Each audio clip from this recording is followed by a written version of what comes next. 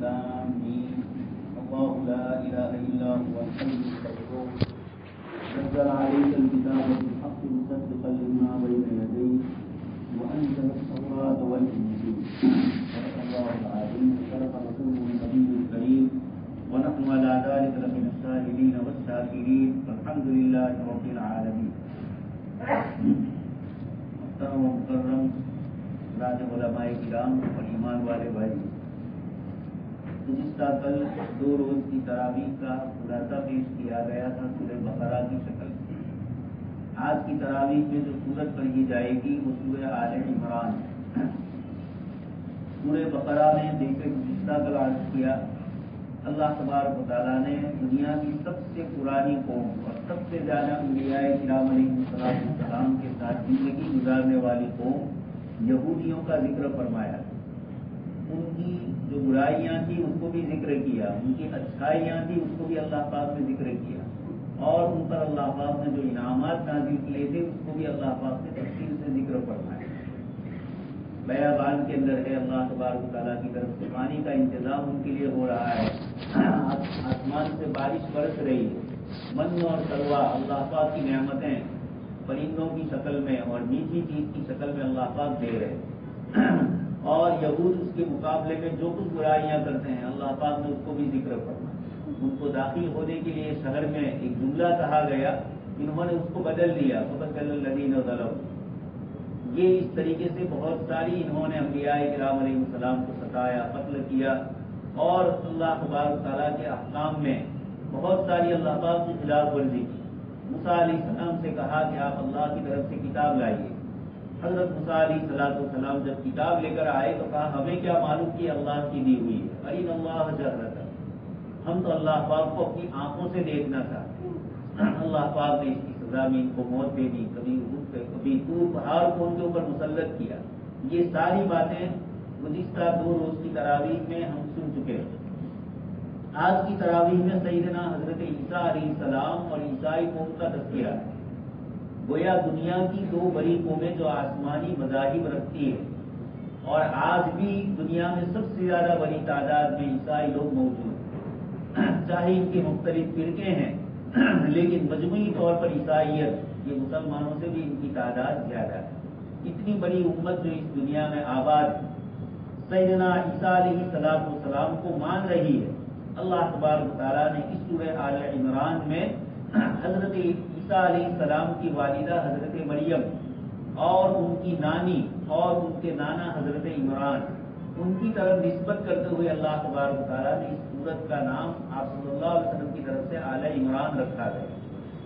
اور اللہ تبارک تعالیٰ نے ان 2 سورتوں کو بڑی عظمت والا بنایا. اسی لیے حدیث شریف میں آپ صلی اللہ علیہ وسلم نے فرمایا سورہ بقرہ اور سورہ آل عمران یہ زہراور اللہ پاک کی طرف سے روشن چمکتے ہوئے ستارے ہیں. ان دونوں سورتوں کے مضامین اللہ تبارک تعالیٰ نے اسی طرح کے فرمائے.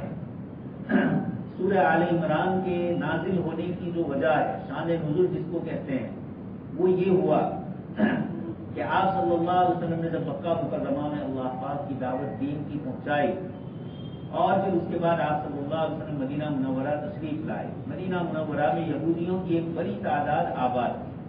چونکہ ان کو معلوم تھا کہ آخری نبی جو قیامت سے پہلے آنے والے ہیں وہ ایسے علاقے میں آئیں گے جہاں کھجور کے درخت زیادہ ہیں، تو ان علاقوں میں یہودیوں نے اپنے آپ کو بسایا. مدینہ منورہ میں بھی اسی نسبت سے وہ آئے. اسی طریقے سے نجران کا علاقہ سعودی عربیہ کا جو حصہ ہے یہ اس وقت عیسائیوں کا مرکز، یہود کا مرکز جیسے مدینہ منورہ تھا، اس طریقے سے عیسائیوں کا مرکز وہاں نجران کے عیسائی رہتے تھے.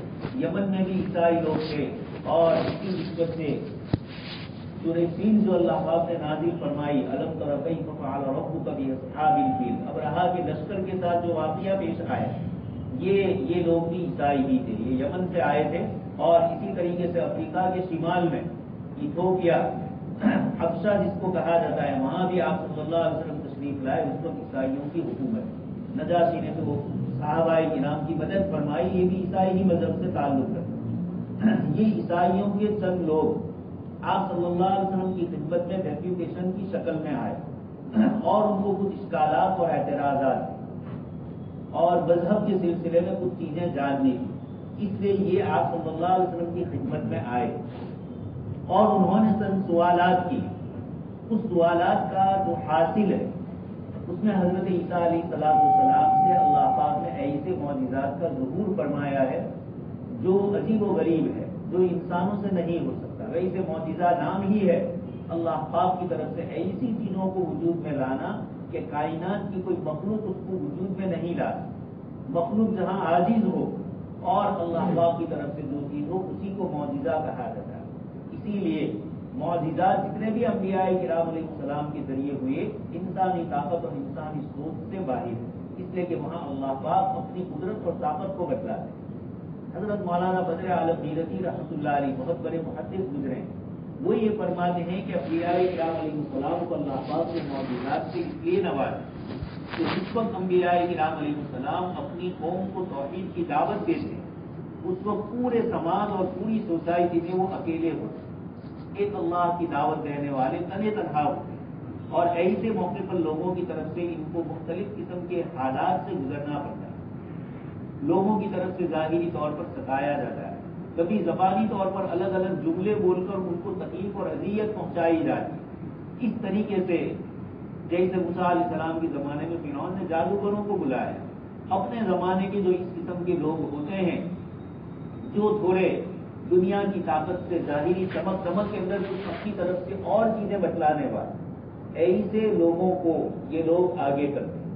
اس قسم کے تمام لوگوں کے جوابات دینے کے لیے اللہ پاک نے اپنے نبیوں کو معجزات سے نوازا، اور ایسا معجزہ کہ دنیا اس کا توڑ پیدا نہیں کر سکتی، اس کا مقابلہ نہیں کر سکتی۔ آپ سن چکے ہیں سیدنا موسیٰ علیہ السلام کے سامنے ان لوگوں نے رسیاں پیش کی اور وہ سانپ کی شکل میں نظر آنے لگی، اور اللہ پاک نے حضرت موسیٰ علیہ السلام کو عصا جو دیا تھا وہ مارا تو پھینکا گیا، اور جیسے ہی عصا کو موسیٰ علیہ السلام نے ڈالا فَإِذَا هِيَ تَلْقَفُ مَا يَأْفِكُونَ، جتنی ان کی جو رسیاں جو سانپ کی شکل میں نظر آ رہی تھی سب کو نکل گئی۔ تو معجزہ انسانی طاقت سے بڑھ کر ہوتا ہے۔ انسان اگر شریعت کے اوپر نہیں ہے اور وہ اپنی طرف سے کچھ کرشمہ بتلاتا ہے، اس رات کی دنیا میں اللہ نے ایسے لوگوں کو بھی مہلت دی ہے اور وہ شیطانی قوتوں سے اثر کرتے ہیں۔ یہ فرق یہی ہوتا ہے معجزے کے درمیان اور چیزوں کے درمیان کہ معجزہ ان پر غالب آ جاتا ہے۔ تبھی تو موسیٰ علیہ السلام کے ماننے والے، موسیٰ علیہ السلام سے مقابلہ کرنے والے جادوگر سب کے سب ایمان لے آئے، اس لیے کہ وہ سمجھ گئے کہ جادو کا مقابلہ تو کر سکتا ہے لیکن جادو کو ختم نہیں کر سکتا، یہ کوئی دوسری قوت جو جادو کو ختم کر رہی ہے۔ خیر، حضرت عیسیٰ علیہ السلام کے ذریعے بھی اللہ پاک نے کچھ ایسے معجزات کا ظہور فرمایا، اس سے عیسائی لوگ نعوذ باللہ حضرت عیسیٰ علیہ السلام کو خدا کا بیٹا یا خدا کا حصہ سمجھنے لگے۔ قرآن کریم میں کل ہی اور تراویح کے اندر گزر گیا وَأُبْرِئُ الْأَكْمَحَ وَالْأَبْرَصَ وَأُحْيِي الْمَوْتَىٰ بِإِذْنِ اللَّهِ۔ حضرت عیسیٰ علیہ السلام آج بھی تراویح میں آ رہا ہے کہ یہ معجزات اللہ پاک نے فرمایا آپ کے ذریعے کہ آپ کوڑی کو جو بالکل سفید جسم والا ہو چکا ہو ہاتھ پھیرتے تھے اور اللہ پاک کے حکم سے تندرست ہو جاتا تھا، نابینا کو اندھے کو آپ بینا روشنی والا کر دیتے، اور وَأُحْيِي الْمَوْتَىٰ اللہ کے حکم سے مردہ کو زندہ کرتے۔ یہ معجزات ہے جو اللہ پاک کی طرف سے حضرت عیسیٰ علیہ السلام کے ذریعے ظاہر ہوئے۔ یہ ہمارے عیسائی بھائی بیچارے اس سے ناواقفیت کی وجہ سے یہ سمجھنے لگے کہ نعوذ باللہ حضرت عیسیٰ علیہ السلام ہی خدا ہے یا خدا کا ہے۔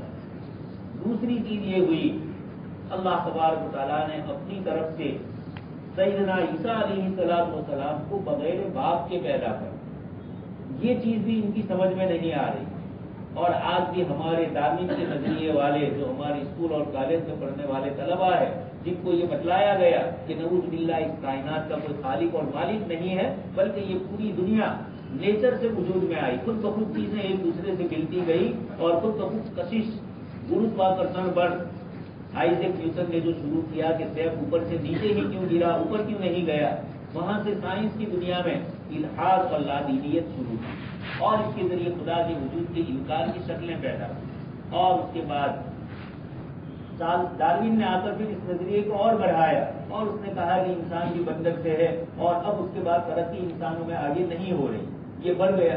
یہ اس طریقے سے ایک نظریہ جو کانتیواد، اس کا جو نظریہ قائم کیا، اس کو اردو میں نظریہ ارتقاء کہتے ہیں. چیزیں ایک دوسرے سے ملتی ہیں، بڑھتی ہیں، نسلیں ایک دوسرے سے چلتی ہیں. سیدنا عیسیٰ علیہ السلام کے قصے میں اللہ پاک نے اس قسم کے معجزات کا ظہور کر کے اس سوچ کے جو انسان ہے، آج کی سائنس کی دنیا میں جو لوگ ہیں، ان کی سوچ کو رد کرنا.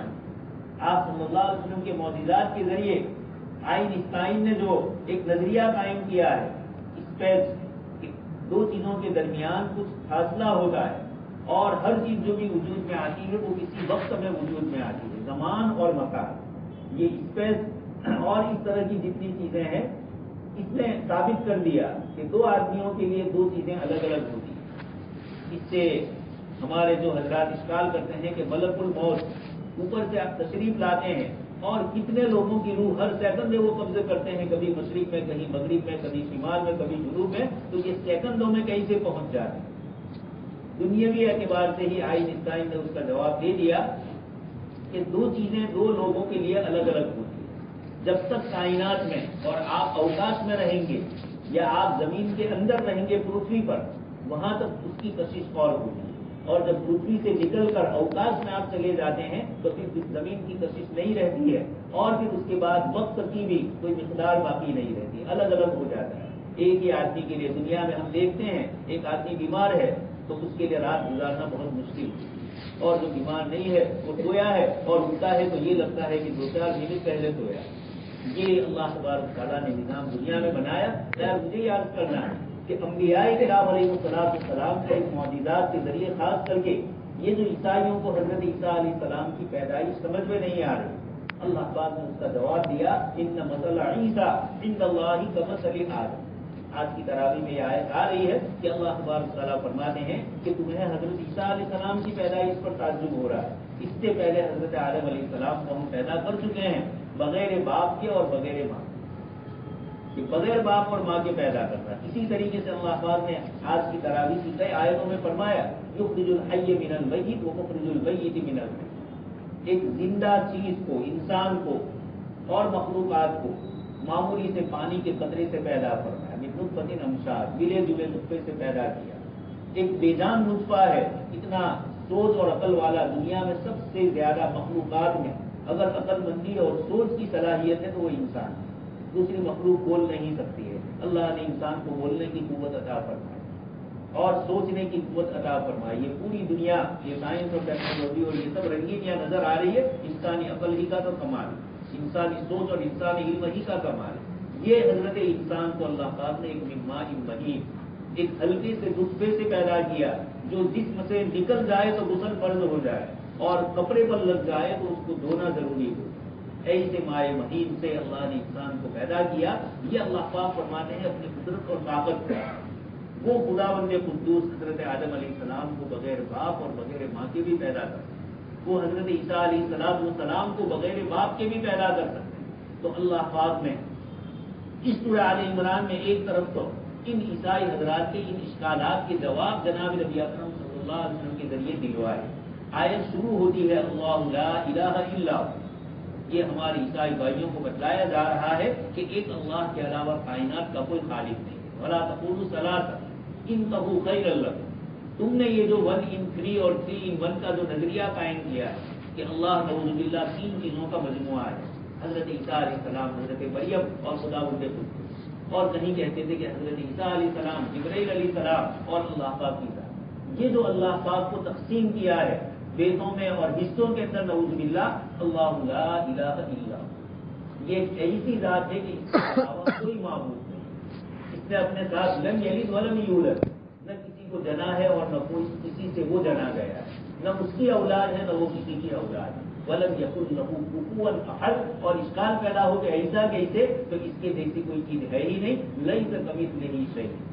اس کو انسان اپنی عقل سے سوچنے چاہے خداوند قدوس کو تو سوچ نہیں سکتا ہے. تو اللہ پاک نے پہلے تو یہ فرمایا. دوسرا فرمایا الحی القیوم، وہ ذات جو ہمیشہ سے زندہ ہے اور زندہ رہے. مخلوق میں سے کوئی پہلے سے نہیں تھا. ایک مدت زندگی گزارے گا اور پھر دنیا سے رخصت ہو جائے گا. تو ہماری جو حیات اور زندگی ہے یہ تھی نہیں، اللہ نے دی. جتنی مدت رہی اتنی مدت رہے ہم، اور جب اللہ نے چھین لی لا یستأخرون عنہ ساعۃ ولا یستقدمون، نہ ایک گھڑی آگے بڑھ سکے گی نہ ایک گھڑی پیچھے ہو، اسی سیکنڈ اور اسی لمحے روح قبضہ ہو جائے گی۔ تو اللہ پاک کی ذات وہ ہے جو حی ہر وقت زندہ ہے، القیوم زمانے کے ساتھ اس کا کوئی تعلق، اور پوری اس کائنات کے نظام کو سنبھالے ہوئے ہے، القیوم نگران اور سنبھالنا۔ ہم اور آپ تھوڑی دیر کے لیے کسی چیز کو سنبھالنے کے لیے بیٹھیں تو تھوڑی دیر میں تھک جاتے ہیں، اللہ پاک اس پوری کائنات کو سنبھالے ہوئے ہیں، القیوم۔ اشارہ فرما دیا کہ سیدنا عیسیٰ علیہ السلام نہ حی ہے اور نہ قیوم، یہ اللہ کے بندے ہیں، اور انہوں نے خود پیدا ہوتے ہی انہیں عبداللہ فرمایا۔ اس لیے حضرت عیسیٰ علیہ السلام کے سلسلے میں الحی القیوم ذات والا عقیدہ رکھنا نعوذ باللہ یہ نہیں ہے، اللہ پاک کی ذات الحی القیوم۔ آگے اللہ پاک نے فرمایا والذی یصورکم فی الارحام کیف یشاء، ماں کے پیٹ کے اندر رحم دانی کے اندر بچے کی تصویر کس طرح کی بنائی جائے، صورت کیسی بنائی جائے، اللہ پاک ہی جانتے ہیں، یہ حضرت عیسیٰ علیہ السلام نہیں کر سکتے، یہ اللہ پاک ہی کر سکتے ہیں۔ یہ ساری مثالیں اور ساری علامتیں اور قدرت اور طاقت کے کرشمے ظاہر کر کے بتلایا کہ یہ صرف اور صرف ایک اللہ ہی کی ذات ہے جو یہ سب کچھ کرے۔ پانی سے تصویر کھینچنا دوست اور بزرگ دنیا میں ممکن نہیں ہے، اللہ پاک ایک قطرے کو کیسی تصویر دیتے ہیں، من نطفۃ ثم من علقہ ثم من مضغہ، یہ اللہ پاک ایک چھوٹے سے پانی کے حصے کو جما دیتے ہیں، اور پھر اس کے بعد مستقر رہا و مستودع اس کو وہاں رکھتے ہیں، اور 9 مہینے کے بعد ایک زندہ انسان کی شکل میں نکلتے ہیں، یہ اللہ پاک فرماتے ہیں۔ اور تصویر ہم میں سے ہر ایک کی شکل ایک دوسرے سے الگ ہے، اتنی اس کے خزانے کے اندر تصویروں کی شکلیں ہوگی کہ ہر آدمی کے لیے لاکھوں اور کروڑوں انسان دنیا میں آباد ہے، لیکن ہر ایک کی تصویر دوسرے سے الگ ہے۔ اللہ پاک فرماتے ہیں یہ پانی پر تصویر کھینچنا اور بلا نمونہ اور ایسا کہ ایک دوسرے سے ملتی جلتی نہ ہو، اس کے خزانے میں کتنی تصویروں کی شکلیں ہوگی وہی اس کو جانتے ہیں۔ اللہ پاک نے فرمایا واللہ عزیز ذو انتقام، اس لیے جو لوگ اللہ کے علاوہ غیروں کو معبود سمجھ رہے ہیں، دوسروں کو نفع نقصان کا مالک سمجھ رہے ہیں، اللہ پاک عزیز ہے، قدرت رکھتا ہے اس کو پکڑنے کے اوپر۔ اور کیسی دوسری کئی آیتوں میں اللہ تبارک و تعالیٰ نے فرمایا کہ عزیز ذو انتقام، بدلہ لینے والا، وہ عزیز ہے، زبردست ہے۔ آج اللہ پاک نے حضرت عیسیٰ علیہ السلام کے سلسلے میں ہمارے عیسائی بھائیوں نے جو دھوکہ کھایا، مسلمانوں کو بھی اللہ پاک ان آیات کے ذریعے بتلاتے ہیں کہ اللہ پاک کی کچھ صفات اللہ پاک نے قرآن کریم میں ذکر فرمایا، اس میں انسان دھوکہ کھا سکتا ہے۔ کچھ چیزیں ایسی ہیں کہ جس میں اللہ تبارک و تعالیٰ اپنے لیے ایسا نام رکھتے ہیں کہ جو انسانوں کے لیے مثلا ہاتھ کا ہو، چہرے کا ہونا، پنڈلی کا ہونا، یہ مخلوق میں ہوتا ہے کہ اس کی پنڈلی ہوتی ہے، اللہ پاک کی ذات ان تمام چیزوں سے پاک ہے۔ لیکن قرآن کریم میں اللہ پاک نے فرمایا کل من علیہا فان ویبقی وجہ ربک، ہر چیز فنا ہو جائے گی لیکن وجہ عربی میں کہتے ہیں چہرے، آپ کے رب کا چہرہ باقی رہے گا۔ اسی طریقے سے فرمایا اللہ تبارک و تعالیٰ نے اپنے لیے ید کا لفظ فرمایا، وقالت الیہود ید اللہ مغلولہ، اللہ پاک کے لیے یہود نے بھی یہ جملہ کہا، قرآن کریم میں بھی لفظ ید استعمال ہوا، صاف کا لفظ استعمال ہوا، یعنی گویا مخلوق کی جو بدن کے حصے ہوتے ہیں ایسے حصے اللہ پاک نے قرآن کریم میں اپنی صفات میں ذکر کی، اس میں انسان دھوکہ کھا سکتا ہے۔ اس لیے اللہ پاک نے یہاں فرمایا کہ ہم نے 2 قسم کی قرآن کریم میں آیتیں نازل فرمائی۔ ایک قسم کی آیتیں وہ ہے جو محکم ہے، جو مضبوط ہے، جس کے مضامین میں کوئی شک اور شبہ نہیں، توحید والی آیت، رسالت والی آیتیں، عبادتوں والی آیتیں، احکام والی آیت، یہ سب محکم آیت، اس میں کوئی شک اور شبہ نہیں۔ اور کچھ آیتیں ایسی ہیں کہ جس کے ظاہر کو اگر ہم پڑھیں اور اس کا مطلب سمجھیں تو وہ مطلب اللہ پاک کے یہاں مراد نہیں ہوتا، اس کو کہا جاتا ہے متشابہات۔ جیسے ابھی میں نے آپ کے سامنے پڑھا الف لام میم، اسی طرح گزشتہ کل بھی قرآن شروع ہوا الف لام میم، یہ عربی زبان کے حروف ہے، جیسے گجراتی میں ک سے لے کر تختہ 12 تک یہ ہمارے یہاں ہوتا ہے، اردو میں الف سے لے کر یا تک ہوتا ہے، اس طریقے سے عربی زبان میں بھی الف سے لے کر یا تک کے حروف ہیں۔ اللہ پاک نے انہی کو جمع کر دیا اور اس کو الف لام اور میم کی شکل۔ وہ عرب جو اپنے آپ کو عربی کہتے تھے اور دوسروں کو عجمی یعنی گونگا کہتے تھے، ان کو چیلنج کیا مکہ والوں کو کہ تم اپنی شعر و شاعری کے اوپر فخر کرتے ہو، تم اپنی زبان دانی پر اور فصاحت و بلاغت تمہاری اپنی معافی ضمیر کو ادا کرنے پر، ضمیر یکتی ادا کرنے پر تم فخر محسوس کرتے ہو، بتلاؤ الف لام اور میم کا کیا معنی؟ کوئی نہیں بتلا سکتا۔ اللہ پاک نے فرمایا یہ متشابہ ہے۔ نون قرآن نے فرمایا والقلم وما یسطرون، قاف والصافات، صاد، یہ اس طرح کی جتنے بھی کلمات آئے اللہ تبارک تعالیٰ فرماتے ہیں عربی کے حروف ہے، لیکن ان کے معنی تم نہیں سمجھ سکتے۔ اسی طریقے سے اللہ پاک نے کچھ ایسی متشابہات آیتیں فرمائی۔ حضرت عیسیٰ علیہ السلام کے لیے بھی اللہ پاک نے یہ فرمایا کہ میں نے کلیمت اللہ و روح اللہ، اللہ کا کلیمہ ہے اور اللہ کی روح۔ یہ نہیں سمجھ سکے عیسائی لوگ اور یہ سمجھے کہ نعوذ باللہ حضرت عیسیٰ علیہ السلام ہی خدا کا درجہ ہے۔ اللہ پاک نے ان آیات میں مسلمانوں کو بتلایا کہ اللہ پاک نے ایک ہی جملہ قرآن میں فرمایا لیس کمثلہ شیء، اللہ پاک کے جیسا کوئی نہیں ہے۔ کسی ذہن میں اس کا تصور کرنا، جنت کی نعمتوں کا تصور نہیں کر سکتے تو جنت بنانے والے کا تصور کیسے کر سکتے؟ اس کی ذات ہر عیب سے پاک ہے، اس لیے ہمیں سبحان فرما دیا بار بار۔ عیسائیوں نے جو سوالات کیے تھے جناب نبی اکرم صلی اللہ علیہ وسلم نے ان کے سارے اشکالات کے جواب دیے اور یہ فرما دیا کہ عیسیٰ علیہ السلام اللہ کے بندے ہی ہیں اور اللہ کے رسول ہیں۔ اسی لیے ایک دوسری آیت میں فرمایا کھانا یأکلان الطعام، حضرت عیسیٰ علیہ السلام اور حضرت مریم یہ دونوں کھانا کھاتے تھے، یعنی اللہ پاک کھانے پینے سے بے ہے، اللہ پاک کی ذات پاک، انسان ہے، مخلوق ہے جس کو کھانے پینے کی ضرورت پیش آتی ہے۔ حضرت عیسیٰ علیہ السلام اور حضرت مریم کے متعلق یہ جملہ فرما کر عیسائیوں کو بتلایا کہ اللہ وہ ہوتے ہیں جو کھانے پینے کے محتاج ہوتے ہیں۔ خیر، آگے اللہ تبارک تعالیٰ نے حضرت عیسیٰ علیہ السلام کے نانا سے شروع فرمایا، عمران ان کی بیوی تھی اور انہوں نے اللہ تبارک تعالیٰ سے دعا فرمائی۔ ان کے شوہر حضرت عمران کا انتقال ہو چکا اور ان کے یہاں یہ حاملہ تھی۔ انہوں نے اللہ پاک سے دعا فرمائی کہ اگر آپ مجھے لڑکا عنایت فرمائیں گے تو میں اس کو بیت المقدس کی خدمت کے لیے رکھوں، یعنی اللہ پاک کے دین کے لیے وقف کر دوں گی۔ یہ اس طریقے کی دعا حضرت مریم رضی اللہ عنہا کی والدہ ہے۔ دوستو اور بزرگوں سوچیے، یہ لڑکے کی دعا کر رہی ہے اور لڑکے کو اللہ کے لیے محررن، اللہ کے لیے آزاد کر رہی ہے، فتقبل منی، دعا بھی مانگ رہی ہے، لیکن جب بچہ ہوا تو لڑکا نہیں ہوا۔ فلما وضعت، جب انہوں نے بچے کی پیدائش ہوئی تو یہ لڑکی ہوئی۔ حضرت مریم کی والدہ نے کہا کہ باری تعالیٰ میں نے تو لڑکے کی دعا کی تھی اور آپ نے لڑکی دی، اور یہ کیا کریں گے؟ اللہ پاک نے آیت کریمہ میں فرمایا وَلَيْسَ الذَّكَرُ كَالْأُنثىٰ، یہ لڑکا اور لڑکی جو تم سمجھ رہی ہو یہ لڑکی دوسرے لڑکوں کی طرح نہیں ہے۔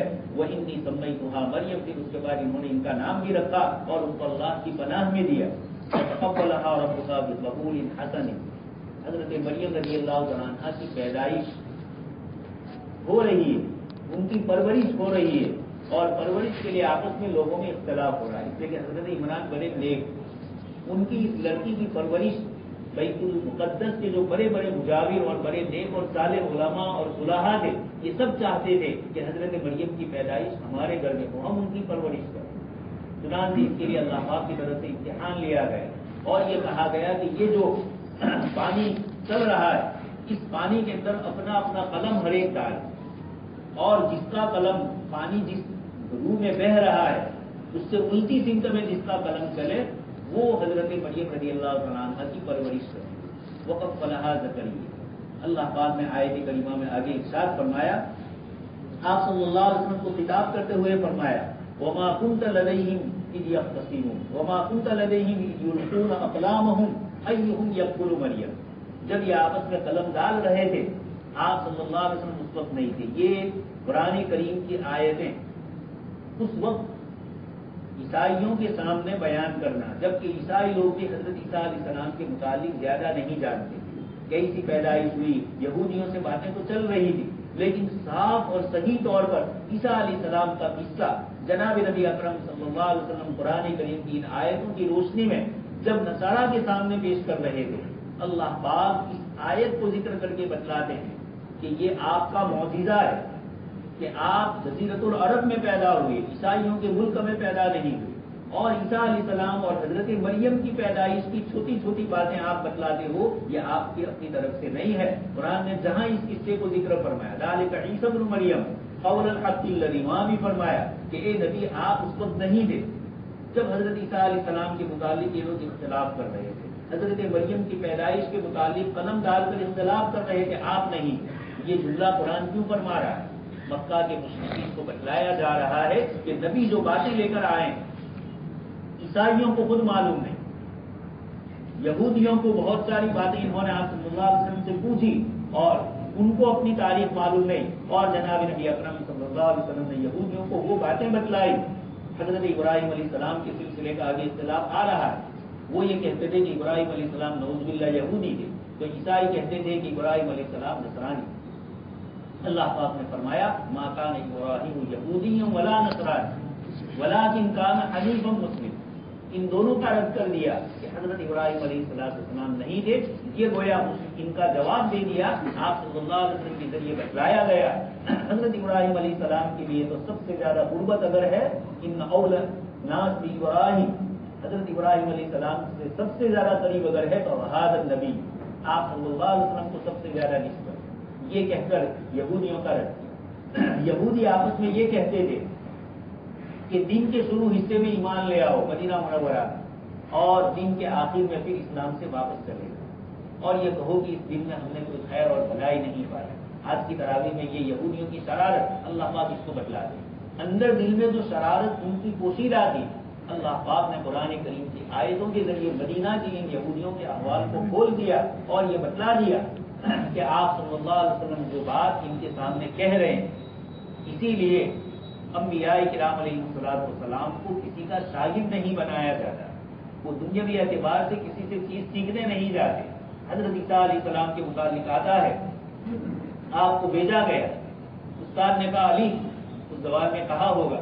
حضرت عیسیٰ علیہ السلام نے فرمایا الف کا کیا مطلب؟ جیسے ہم چھوٹے بچے کو اسکول میں بھیجیں اور ک یا ABC کے کلمات سکھلائے اور پوچھے کہ اے کا کیا مطلب، ای کا کیا مطلب. ایک چھوٹے سے بچے کو پڑھانے والا بھی نہیں جانا.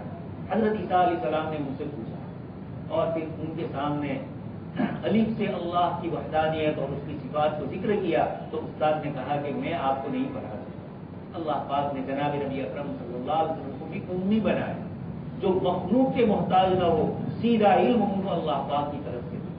آپ صلی اللہ علیہ وسلم نے اسی لیے اپنے لیے امی فرمایا. امی کا معنی مطلب یہ نہیں ہے کہ ان پڑھ. آپ صلی اللہ علیہ وسلم کے لیے جب یہ لفظ امی آیا تو اس کا مطلب یہ ہوگا کہ مخلوق سے علم کے محتاج نہیں، براہ راست اللہ تبارک و تعالیٰ آپ کو علم دے رہے. امت کو تو امیون کہا، لیکن آپ صلی اللہ علیہ وسلم کا امی ہونے کا یہ مطلب نہیں. خیر، تو حضرت عیسیٰ علیہ السلام کی والدہ کی پرورش کے موقع پر اللہ پاک فرماتے ہیں وما كنت لديهم اذ يلقون اقلامهم ايهم يكفل مريم. پھر حضرت مریم رضی اللہ تعالیٰ عنہ کی پرورش حضرت زکریا علیہ السلام کے حصے میں آئی. قلم ان کا الٹی سمت چلا اور یہ حضرت زکریا علیہ السلام کا معجزہ تھا. اللہ پاک نے آپ کے ذریعے یہ عمل کیا. آگے اس کے بعد اللہ پاک فرماتے ہیں حضرت مریم ایک کونے کے اندر اللہ کی عبادت کر رہی ہے محراب کے اندر، اور وہاں پر اچانک حضرت زکریا علیہ السلام وہاں جاتے ہیں تو آپ کیا دیکھتے ہیں؟ اللہ تبارک تعالیٰ نے قرآن کریم میں فرمایا کلما دخل علیہا زکریا المحراب وجد عندها رزقا. جب حضرت زکریا علیہ السلام حضرت مریم کے کمرے میں جاتے تھے، یہ بچی ہے عبادت کر رہی ہے، اور وہاں کلما دخل علیہا جب بھی جاتے بے موسم کا پھل لے. حضرت زکریا علیہ السلام نے پوچھا یا مریم انا لکی ھذا، یہ مریم یہ تمہارے پاس کہاں سے آیا؟ قالت هو من عند اللہ. حضرت مریم فرماتی ہے یہ اللہ پاک کی طرف سے آیا. دوست اور بزرگوں، یہ آیتیں بتلاتی ہے کہ حضرت مریم رضی اللہ تعالیٰ عنہ نے اپنے آپ کو اللہ کے حوالے کی، اور عبادت کا لفظ ہے کلما دخل علیہا زکریا المحراب. محراب میں جہاں آپ نے بنائی تھی، محراب یہ عربی لفظ ہے. محراب کا معنی ہے لڑائی، لڑائی کی جگہ. گویا شیطان اور انسان کے درمیان نماز کے موقع پر یہ جو اختلاف ہوتا ہے وہ مسجد میں آنے نہیں دیتا، اور آ گیا تو وسوسے ڈالنے کی کوششیں کرتا ہے. ہر طرح سے شیطان ورگلاتا ہے. اس لیے مسجد کے اس حصے کو محراب کہا کہ یہاں شیطان اور انسان کے درمیان مقابلہ ہو. حضرت مریم رضی اللہ تعالیٰ عنہ محراب کے اندر نماز پڑھ رہی، عبادتیں کر رہی ہے، اور اللہ پاک کی طرف سے بے موسم کا پھل عنایت ہو. دوست اور بزرگوں، یہ آیت ہمیں بتلاتی ہے. اللہ پاک نے ایک اور آیت میں بھی فرمایا ان اللہ هو الرزاق ذو القوة المتین. اللہ پاک کی طاقت والے، قوت والے ہیں، وہی روزی دینے والے. ایک مسلمان اور ایک مومن کا یہ یقین ہے وما من دابۃ فی الارض الا علی اللہ، کہ ہر چلنے پھرنے والے، رینگنے والے، اڑنے والے سب کی ذمہ داری اللہ پاک نے اپنے ذمہ لی ہے روزی روزگار کی. حضرت انسان کو بھی یہی فرمایا. اس لیے حدیث شریف میں آپ صلی اللہ علیہ وسلم نے فرمایا لو انکم تتوکلون علی اللہ حق توکل، کہ اگر تم اللہ تبارک و تعالیٰ پر ایسا بھروسہ کرو اور ایسا توکل کرو جیسے توکل کرنے کا حق ہے، تو کیا ہوگا؟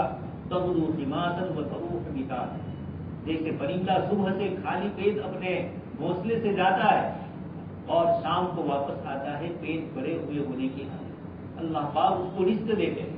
تو جو خداوند قدوس ایک پرندے کو رزق دے سکتے ہیں، وہ خداوند قدوس حضرت انسان کو روزی نہیں دے سکتے. اللہ پاک نے اس میں فرمایا تغدو خماسا وتروح بطانا. لیکن دو چیزیں ہیں، پرندہ اپنے گھونسلے میں نہیں رہا، اپنے گھونسلے سے روزی تلاش کرنے کے لیے باہر نکلا. اس لیے حدیث شریف کی تشریح کرتے ہوئے محدثین فرماتے ہیں کہ ایک طرف توکل کا حکم دیا تو دوسری طرف تغدو خماسا، صبح کے وقت نکلنا، اس کو غدو کہتے ہیں، اور تروح بطانا، تروح رات شام کو واپس آنے کو کہتے ہیں. تو صبح میں نکلنا اور شام کو واپس آنا، اپنی روزی روزگار کے لیے محنت کرنا، یہ تو ضروری ہے. اس حدیث شریف نے ایک طرف توکل بھی بتلایا اور دوسری حدیث شریف نے اسباب کو اختیار کرنے کا بھی حکم. لیکن یہ فرمایا کہ انسان وہ یہ سمجھتا ہے کہ روزی روزگار ظاہری اسباب سے ملتا ہے. یقیناً اللہ پاک نے اسباب میں رکھا ہے، نوکری ہے، کھیتی ہے، دکان ہے، ملازمتیں ہے، یہ سب وہ چیزیں ہیں جو روزی روزگار کے اسباب ہیں. لیکن یہی اسباب نہیں ہے. اس کے ساتھ ان آیت میں اللہ تبارک و تعالیٰ کی طرف سے لطیف اشارہ ہے، اور اس آیت میں بھی اللہ پاک نے فرمایا آپ وَأْمُرْ أَهْلَكَ بِالصَّلَاةِ وَاصْطَبِرْ عَلَيْهَا. آپ صلی اللہ علیہ وسلم کو حکم دیا کہ آپ خود نماز پڑھیے اور اپنے گھر والوں کو نماز کا حکم دیجیے. لا نسألوک رزقا، ہم آپ سے روزی نہیں چاہتے ہیں، نحن نرزقک، روزی تو ہم دینے والے. لیکن نماز کے ذمہ میں اپنی نماز اور اپنے گھر والوں کی نماز کی فکر کرنے کا حکم، اور وہاں اللہ پاک سے روزی کے لفظ کی ذکر کرنا. یہاں حضرت مریم کا عبادت میں مشغول ہونا، اور اس موقع پر اللہ پاک نے فرمایا کہ ان اللہ یرزق من یشاء بغیر حساب. یہ اللہ پاک کی طرف سے بے موسم کا پھل مل رہا ہے. دوستوں اور بزرگوں، ایک مومن اور ایک مسلمان کو یہ بتلایا کہ جیسے ان اسباب سے روزی ملتی ہے، مسبب الاسباب کی طرف آنا، نماز سے بھی روزی ملتی ہے. حدیث شریف میں نماز کی فضیلت میں بہت سی چیزیں ذکر کی. اس میں دنیاوی فائدے میں یہ بھی بتلایا کہ نماز سے اللہ تبارک و تعالیٰ رزق دیتے. اس کی وجہ کیا ہے؟ جب بندہ اپنے آپ کو اللہ پاک کی طرف متوجہ کرتا ہے. اپنی کل کی تراویح میں ایک لفظ آیا حافظوا علی الصلوات والصلاۃ الوسطی، عصر کی نماز کا خاص ذکر فرمایا، اس لیے کہ یہ تاجروں کے لیے بھی، کاشتکار کے لیے بھی، سب کے لیے، اور آفس والوں کے لیے بھی آفس کے ختم ہونے کا وقت ہوتا ہے. تاجر کے لیے تجارت کا یہ خاص موقع ہوتا ہے عصر کا. ہر ایک اس موقع کے اوپر نماز کو ادھر ادھر کر سکتا ہے. اللہ پاک نے اس آیت میں نماز کے حکم کے ساتھ والصلاۃ الوسطی کو مستقل ذکر کیا. یہ گویا اللہ پاک فرماتے کہ جب بندہ میرے لیے اپنے کمانے کے اسباب کو چھوڑ دیتا ہے نماز کی فرائض کی ادائیگی کے موقع پر، تو اللہ پاک غیر سے روزی کا انتظام فرماتے. جب بندہ اللہ کی طرف متوجہ ہوا تو اللہ پاک فرماتے ہیں میں ایسی روزی دوں گا من حیث لا یحتسب، جس کا تجھے گمان نہیں ہوگا، وہم نہیں ہوگا. یہ آیات کے ذریعے ہمیں اللہ پاک نے بتلایا کہ دنیاوی اسباب کو جیسے ہم نے روزی روزگار کا ذریعہ سمجھا ہے، نماز کو بھی اللہ کی طرف سے روزی روزگار کا ذریعہ سمجھا جائے. سمجھ میں آئے یا نہ آئے، مسبب الاسباب نے نماز کے ساتھ روزی کو وابستہ کیا ہے. یہ حضرت زکریا علیہ السلام اور حضرت مریم اللہ پاک یہاں دعائیں کر رہے ہیں، اور اللہ پاک غیر سے ان کی روزی کا انتظام کرتا ہے. اس لیے دوستوں اور بزرگوں، غیر ایمان والا اور ایمان والا ان میں فرق یہ ہوتا ہے، وہ سب کچھ اسباب کو سمجھتا ہے. مومن اسباب کے ساتھ مسبب الاسباب کو بھی سمجھ رہا ہے. یہی ان آیات میں حضرت مریم اور حضرت زکریا علیہ السلام کے حصے میں اللہ پاک ذکر کرتا ہے. اور یہی ایک چیز نہیں، جب حضرت مریم کو بے موسم کا پھل اللہ پاک دے رہے ہیں، موسم کی چیز تو دے ہی رہے ہیں لیکن بے موسم کی چیز اللہ پاک کی طرف سے مل رہی ہے، ایسے موقع پر ہنالک دعا زکریا، حضرت زکریا علیہ السلام کے دل میں اللہ پاک کی طرف سے دعا کا خیال پیدا ہو، اور اس موقع پر آپ نے کہا کہ جو خدا مریم کو بے موسم کا پھل دے سکتا ہے وہ زکریا کو بے موسم کی اولاد بھی دے سکتا ہے. حضرت زکریا علیہ السلام کی عمر لمبی ہو چکی تھی، وَاسْتَعَلَ الْوَقْتُ شَيْبًا، سورہ مریم میں اللہ پاک نے فرمایا کہ میری داڑھی کے بال سب سفید ہو چکے ہیں، اور لیکن ولم اکن بدعائی ربی شقیّا، بندہ جن احوال میں نا امیدی ہوتی ہے، ظاہری اسباب ختم ہوتے ہیں، وہیں پر بندے کا ایمان پختہ ہونا چاہیے۔ میں آپ کو مثال دیتا ہوں، ایک بڑے بزرگ تشریف لائے افریقہ سے، اور ان کا ریزرویشن کرانا، ویٹنگ بہت لمبا ہے۔ جب ویٹنگ لمبا ہوا تو میں نے ان کو کہا کہ شاید اب ملنا مشکل۔ انہوں نے ایک جملہ کہا کہ اب ملے۔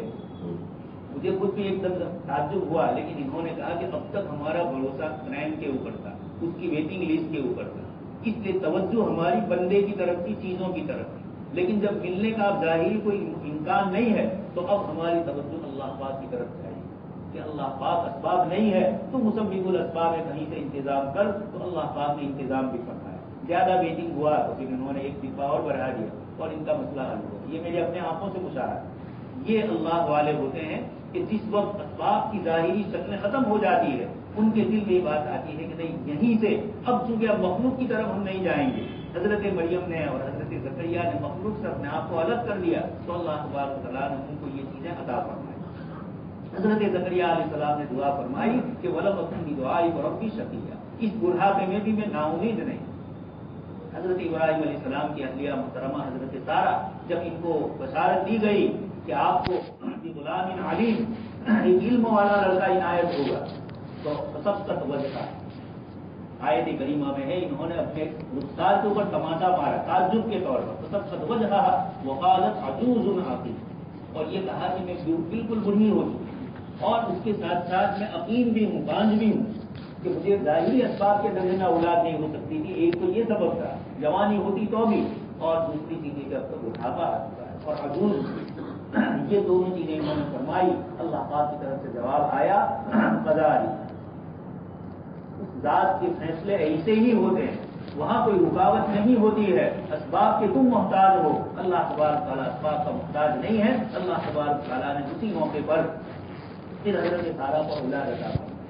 جبین من امر اللہ رحمت اللہ وبرکاتہ علیکم اہل البیت، اللہ پاک نے فرمایا کہ یہ سارا اس گھر کے لیے، ابراہیم علیہ السلام اور ان کے گھر والوں کے لیے ہماری طرف سے کوئی پہلا موقع برا ہے۔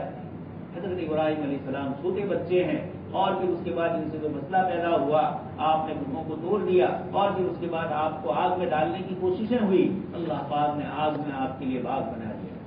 یہ حضرت ابراہیم علیہ السلام کے ساتھ اس سے پہلے ہو چکا ہے۔ حضرت سارہ اور حضرت ابراہیم ہجرت کر رہے تھے، مصر میں پہنچے، اور مصر کا جو بادشاہ تھا اس کی نیت خراب ہے، اس نے حضرت سارہ کو غلط نیت سے اپنے دربار میں بلایا۔ بخاری شریف میں روایت ہے، جب حضرت ابراہیم علیہ السلام نے ان کو یہ کہا کہ تم وہاں جا کر یہ کہہ دینا کہ تم میری بہن بیوی نہیں، اور وہ بیوی کو چھیڑتے تھے، بہن کو نہیں چھیڑتے، لیکن خیر بادشاہ کے پاس گئے، اس نے ہاتھ بڑھانا چاہا اور فوراً اللہ پاک نے زمین کے اندر اس کو دھسایا، اس کے بدن کی کیفیت بدل گئی، تو پھر وہ پیچھے ہٹ گیا۔ تھوڑی دیر کے بعد پھر یہ نیت، پھر اللہ پاک نے اس کو اسی طریقے سے گھبراہٹ والا کر دیا۔ تیسری مرتبہ پھر اس کے دل میں یہ خیال آیا، اور تیسری مرتبہ ایسا ہوا، پھر اس کے بعد حدیث شریف میں ہے کہ اس نے اپنی عورتوں اور نوکروں کو یہ کہا کہ اس کو لے کر آئے ہوئے تو کوئی جنات نظر آ رہی، جنی آ رہی، یہ کہہ کر اللہ نے حضرت سارہ کو اس وقت بچا لیا۔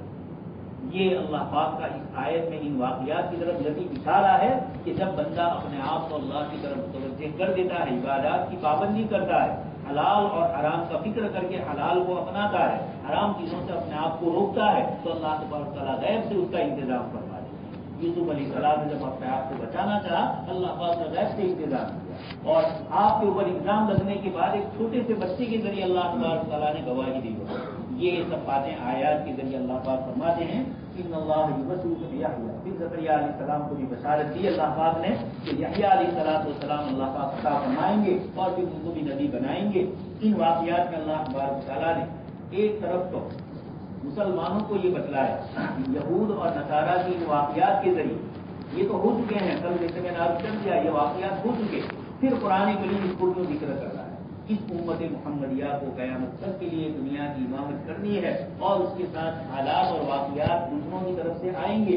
آج بھی یہود کی طرف سے آ رہے ہیں، نصارہ کی طرف سے آ رہے ہیں، مشرکین کی طرف سے آ رہے ہیں، ایسے موقع پر اس امت کو کیا کرنا ہے؟ اللہ تبارک و تعالیٰ نے ان آیات میں ہمیں اشارہ فرمایا کہ خارجی فتنے بھی آئیں گے اور داخلی فتنے بھی آئیں گے۔ خارجی فتنے میں یہ جو کتاب اور سنت کے خلاف جو لوگ ہوں گے ان کا جواب قرآن اور حدیث کی روشنی میں ہے۔ اور داخلی فتنہ کیا ہوگا؟ اس سورت کے اندر اللہ پاک نے اس کو بھی ذکر فرمایا۔ صحابہ کرام خود سے غزوے کے لیے نکل رہے ہیں اور پھر ایک جگہ پر اللہ کے رسول صلی اللہ علیہ وسلم نے فرمایا کہ اس پر جبل الرمات ابھی بھی ہے، وہ ٹیلا، اس کے اوپر جو لوگ کھڑے ہیں ان کو چاہے ہمیں فتح ہو جائے، چاہے ہمیں شکست ہو، ان لوگوں کو اوپر سے نیچے نہیں اترنا ہے۔ لیکن جب لڑائی شروع ہوئی اور مسلمانوں کا پلڑا بھاری ہو گیا اور دشمن بھاگنے لگے تو مسلمانوں میں آپس میں اختلاف شروع ہو گیا۔ امیر لشکر نے منع بھی کیا، لیکن کچھ لوگوں نے کہا کہ آپ صلی اللہ علیہ وسلم نے ہمیں لڑائی کے لیے کہا تھا، اب لڑائی میں فتح ہو گئی، اب نیچے اترنے میں کوئی نقصان نہیں۔ لیکن اللہ پاک کا نظام تھا۔ حضرت خالد بن ولید جو ایمان نہیں لائے تھے، پرنالا ابھی وہاں ہے، وہ پچھلی سمت سے آئے اور مسلمانوں کو مشرکین نے دو طرف سے گھیر دی اور خود جناب نبی اکرم صلی اللہ علیہ وسلم کے دندان مبارک شہید۔ یہ آیت بتلاتی ہے مسلمانوں کو کہ جیسے باہر کے فتنوں سے بچنا ہے، داخلی فتنوں سے بھی اپنے آپ کو بچانا ہے۔ اتحاد اور اتفاق کی بنیاد کے اوپر یا ایھا الذین آمنوا اتقوا اللہ، آگے آیت آ رہی ہے واعتصموا بحبل اللہ جميعا۔